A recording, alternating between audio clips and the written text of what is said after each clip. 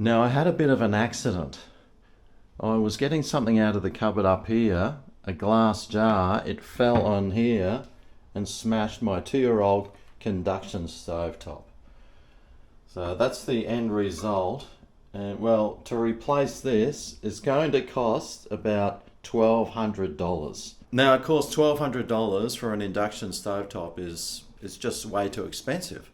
So I was thinking, well, what can I do to save some money? And I thought, well, I can go to a ceramic stovetop. They're probably $400 cheaper.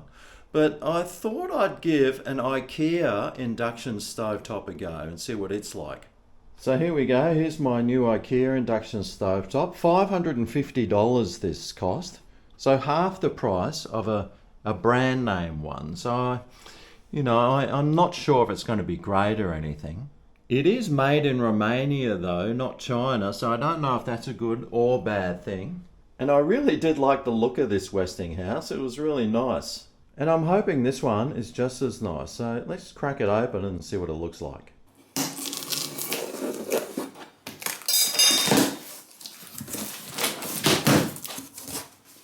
Now I don't even know what sort of warranty it comes with.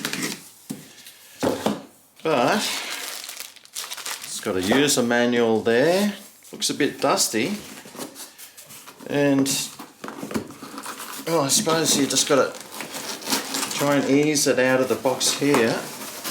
Now this is a 60 centimetre one, or 59 centimetres, so it's the same size and should fit in the same hole as my other one. But that is looking just as nice and pretty much exactly the same as my old stovetop. It's got a bit of weight about it too. Oh! So if I do smash this one, it'll only cost me half as much to replace. But there was an experiment I wanted to try, and that is to see how long it takes to boil 1 cup of water. So these hot plates on this side actually still work. Now I've got my stopwatch here, so I can put that there to see how long it takes. And I'll turn this on. It still works on this side. And I'll put this on a 9. We'll start that stopwatch and see how long it takes for that water to boil.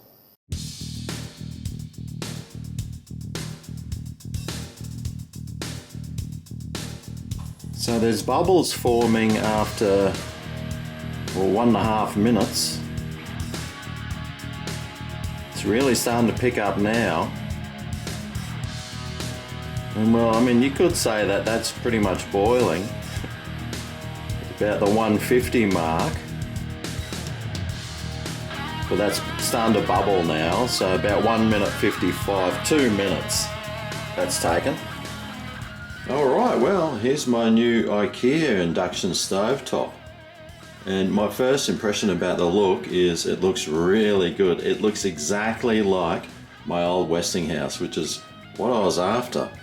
Its buttons are pretty much identical to the Westinghouse 2. Very easy to operate. Just turn it on and then adjust the heat settings up and down here. It's got a timer here. You can add and subtract minutes, so that's good. And it's got a boost button, so if you do have it on like 3 and you want to boost the power, you hit the boost button, it'll boost the power, and well, when it gets hot enough, you just turn it off and it goes back to the setting. So that's really good.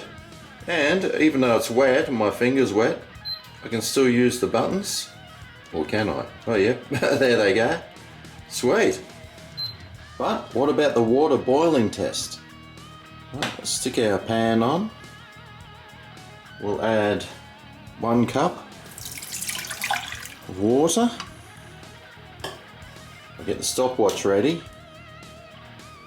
We'll turn this on, turn that to 9 and hit start.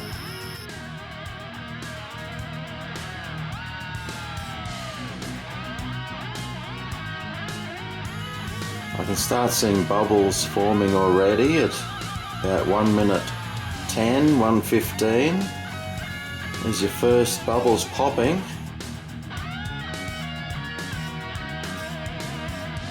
Got some rumbling. 1 minute 30, 35. 1 minute 44.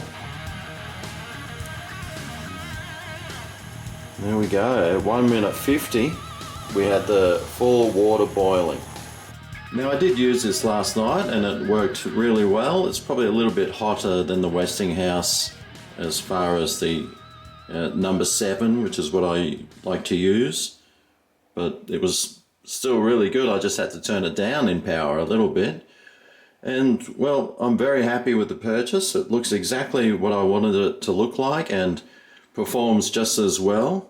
The only telling feature will be whether or not these white marks start fading off or something, or it starts leaving marks around where you use the pots, but time will tell. But at half the price, I'm very happy with my purchase. It's now been 4 months since I've installed this and it's been getting plenty of use and it's working really well. There's no fading or damage or wear or tear. And it's still looking good and working well.